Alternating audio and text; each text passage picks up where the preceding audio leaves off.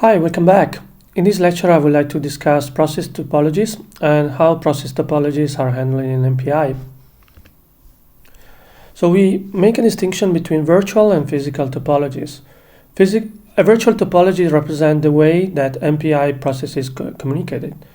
So for instance, we saw in the Halo exchange communication pattern that nearest neighbor exchange in a mesh. So we organize our processes on a topology of a 2D mesh, and then we let the neighbor processes to communicate it, the Halo exchange.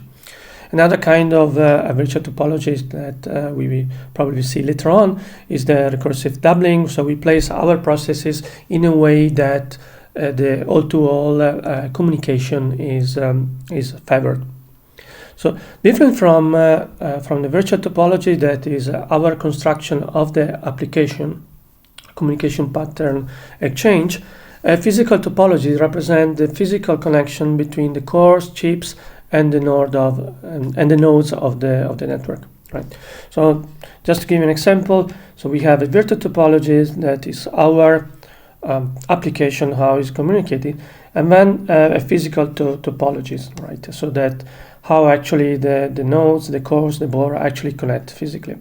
So the major challenge here is how this maps from virtual topology that we use in our application to the physical topology. So the issue is actually mapping the virtual topology into the physical topologies. So the hierarchical system of our supercomputer, for instance, we have nodes of chips of the cores, we have a board, and we also might have multi-level networks with several switches. So the hierarchical structure of the supercomputer makes this mapping very complicated, right? So there is no real actual simple topology, physical topology, where this is one-to-one mapping from virtual to physical topology. So the question we need to ask ourselves are, does it really matter what mapping is used? How does one get a good mapping between virtual to physical? How bad can be a bad mapping can be? And what if the mapping is actually random? So this lecture is about using MPI to work with the virtual topologies and make it possible for MPI implementation to provide a good mapping to the physical topology.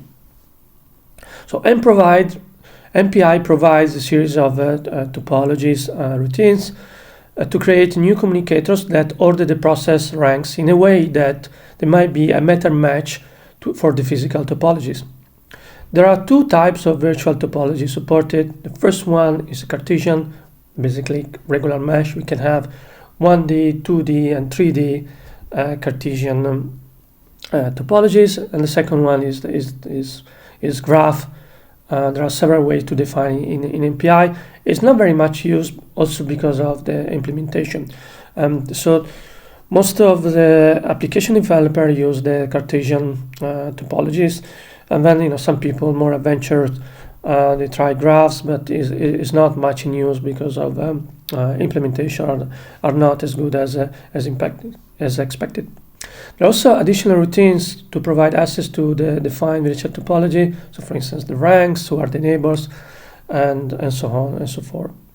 An important point I want to make is that virtual topologies are properties of a communicator. So all the operation that we are going to do on the virtual topology will basically associate it to a new communicator. So we will start from a given communicator. So we can start from MPI com world, and we will create a new topologies with the given properties. So MPI. So what are the functions to create a Cartesian topology? We create a new virtual topology using the MPI cart create function, and then also we can determine the size of the mesh given the number of processes using the MPI dims create function. So this is how the MPI cart create functions. So it takes a series of arguments. So we need to provide the initial MPI communicator. So at the beginning will be MPI com world, and also we need to provide what's the name of the new communicator as the last argument. We will provide the number of the dimension of our Cartesian topology. So it can be 1D, 2D, and 3D. An integer with the dimensions, and then integers with a quasi-periodic and integer called Q reorder.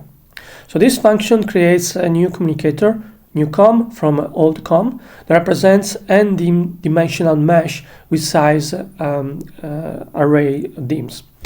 The mesh is periodic in coordinates direction I if q periodic I is actually true, right? So what that means that is periodic. So for instance, if we have a one-dimensional grid, so it means that the neighbor of the if the topology is periodic in the x is periodic in the x direction, then the neighbor of the last process on the mesh will be the first process on the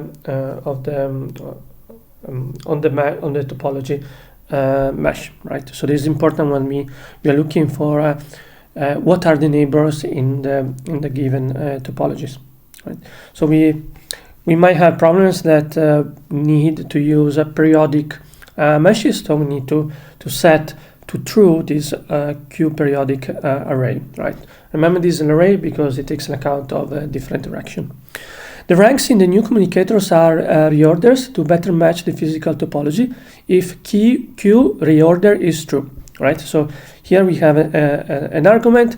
So if you set it to true, to 1, that means that the MPI will reorder the virtual topology ranks to better map the topology, the physical topology. So this is this Q order to true is basically an optimization step that we can enable to have a better mapping into the physical topology.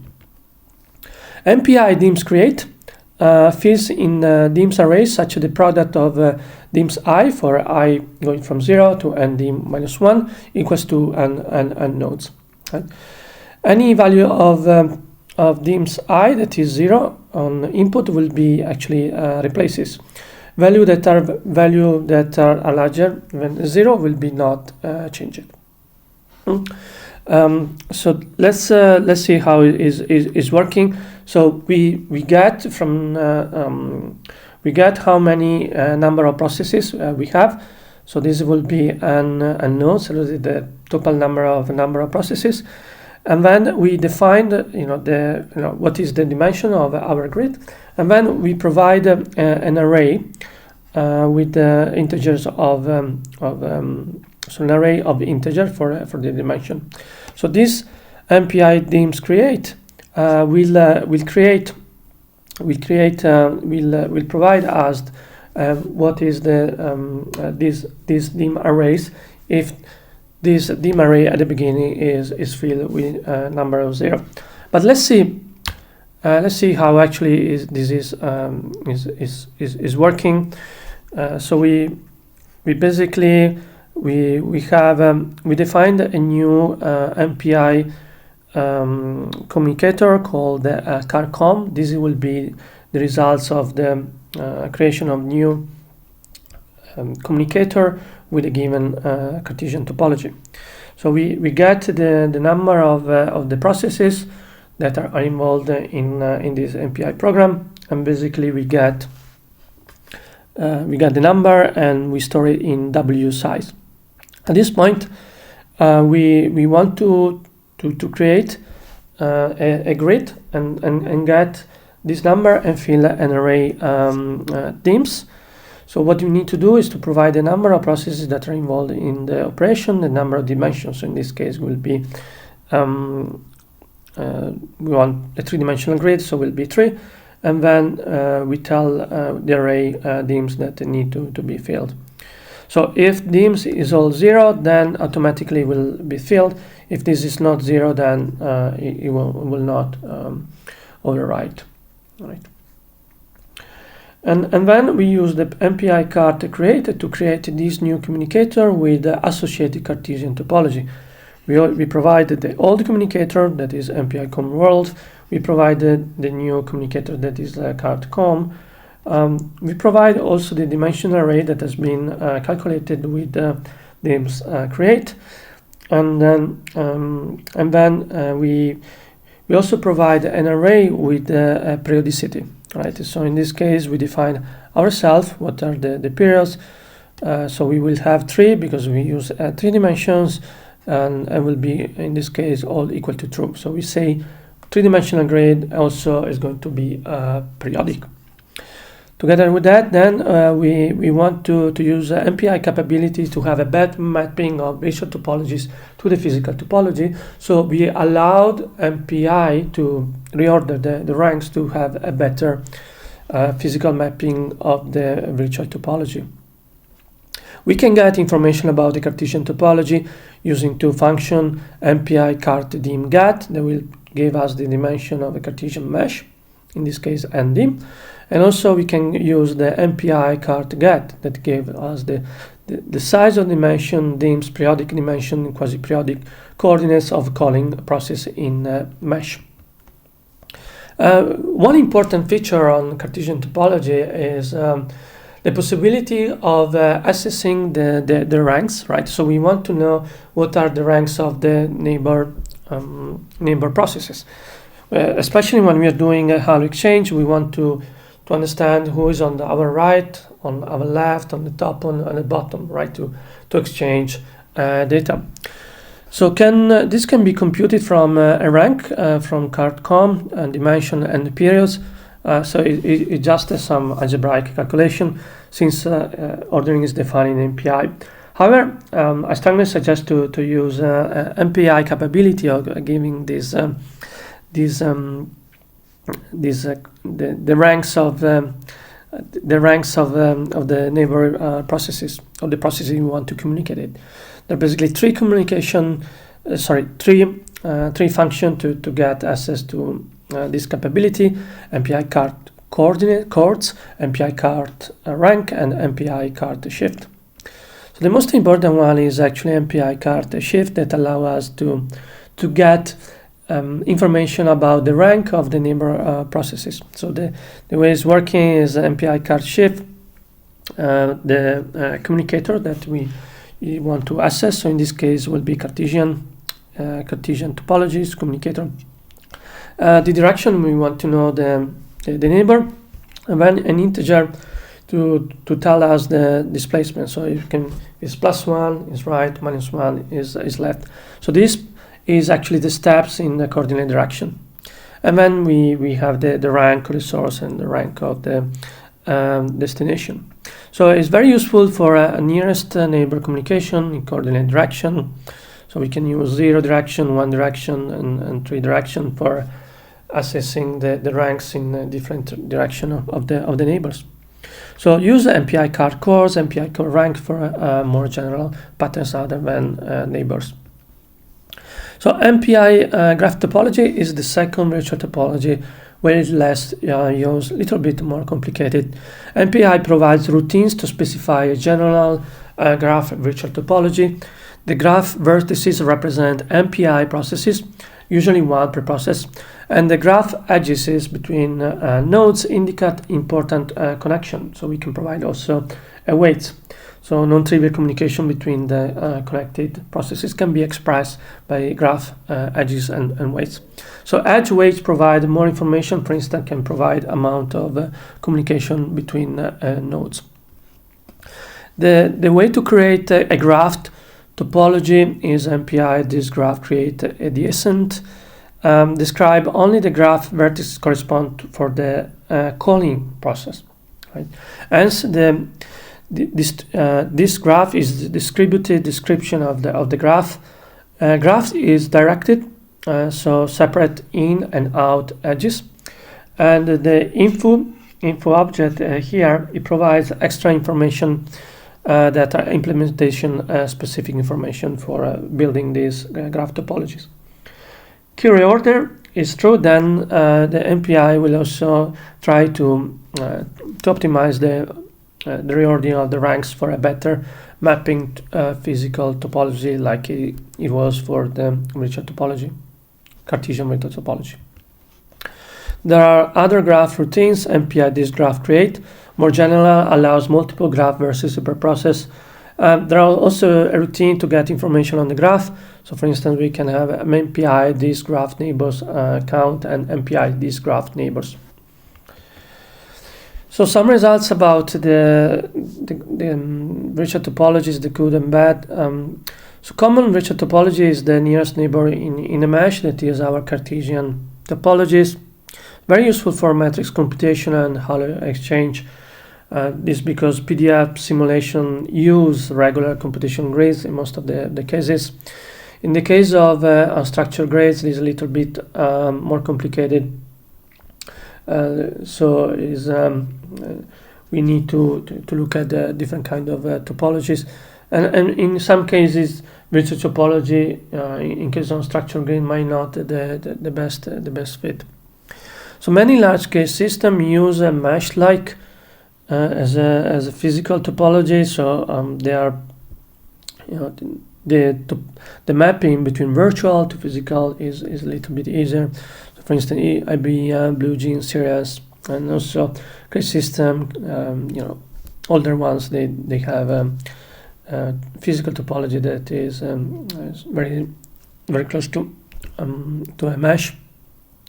So of course the performance depends on how the virtual topology is mapped into the physical topology, right? So it's good to think how optimize this mapping between virtual to physical. So there are no standard interface. Many systems provide ways to control mappings of the processes, and also they provide a way to access the mapping information about how an MPI process is physical mapped to a core or to a node.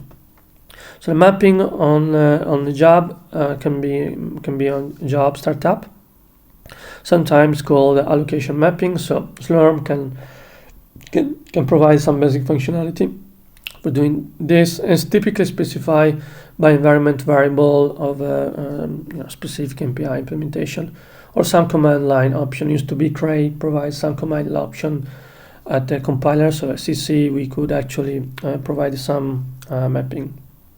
So it's not anymore like this because now, for instance, in the Maximum machine we are using Slurm. So Slurm is taking care of the allocation mapping.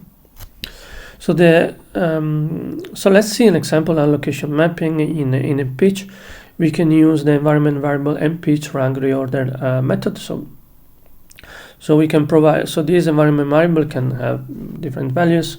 So 0 for round robin by node, 1 fill each node the processes before going to the next node, 2 is folded by node, and 3 is read from a file that we provide through another environment variable called mpitch rank order. It's also possible mapping at runtime. Is actually what the rank reordering in MPI is trying to do. Remember that we can provide a boolean, sorry, an integer, to say that if we want MPI to do reordering, this creates a new communicator that gives each MPI process a new rank to achieve a better mapping from virtual to physical topology. So that's what MPI topology routines do. It requires access to the physical topology. There are also non-standard methods relying on an interface called HWlog, largely used. Many systems provide HWlog on MPI classes. So if you want to know a little bit more, I provided some link here. So on our system, HWlog is not present, but many large systems they provide HWlog, so you can get information about mapping and how to use this interface to do mapping at runtime. This is the last slides. This is extremely important topic. How we map virtual to physical. How we map our application topology to the physical. It turns out that MPI is trying to job for us. It's extremely interesting topic to understand how this is done, because also it has a lot of impact on the performance. So here are a few readings if you're interested to go a little bit deeper in this issue. Generic topology mapping strategy for a large-scale apparel architecture. This is by Thorsten Loeffler and Mark Sneer. And then implementing MPI process topology mechanisms by Jesper Traff. Right. This is the last slides. In the next lecture, we are going to start looking at collective communication in MPI and how to do that. Talk to you soon.